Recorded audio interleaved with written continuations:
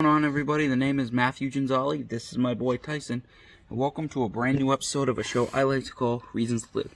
In essence, it's sort of an open letter series dedicated specifically toward those of you out there watching this who struggle with suicidal thoughts, just like I once did myself, to remind you that there are dozens, hundreds, thousands, millions, billions, trillions, decillion, infinite reasons why you, yes you, should choose life over death. Now, the topic of today's episode is just getting to take that first step up on your journey towards recovery.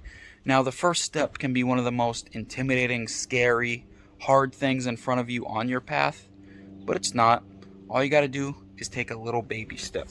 Now, maybe getting up the whole staircase seems a little worrisome or impossible or hard right now, but all I'm asking you to do, and all you have to do to get started, just walk up this first step. That's all. That's all. Now, what will the first step towards recovery be towards you? I don't personally know. It's different for all of us. What my first step towards recovery was is a lot different than yours, I guarantee it. But I do know one thing. You will hit that first step.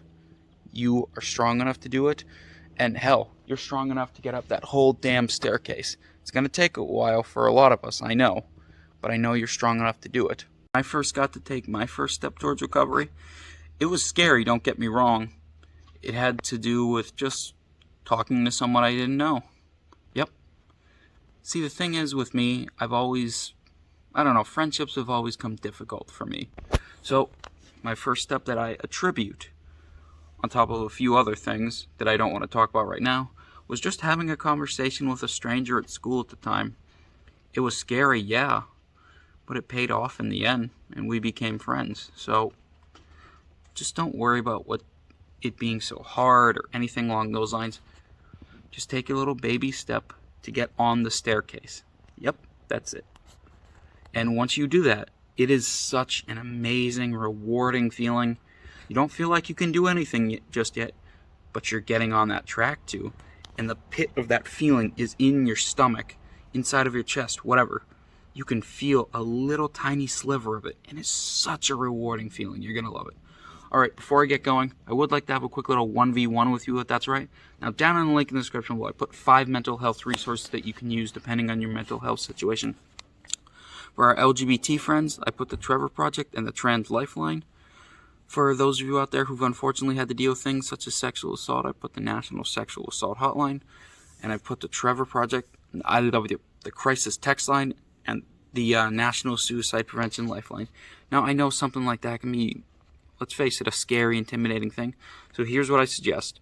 On top of their numbers, I've also put a link to their respective web pages, so you can go check out things such as their FAQ page, see what they're about before you reach out.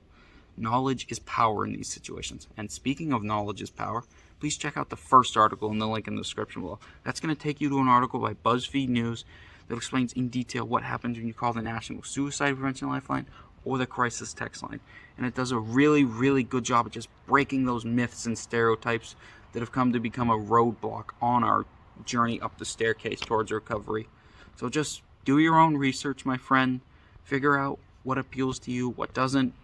And I promise you, you will find the help you need one day. You're strong enough. You're stronger than you know. You're strong enough to make it up this damn staircase, I can tell you that right now.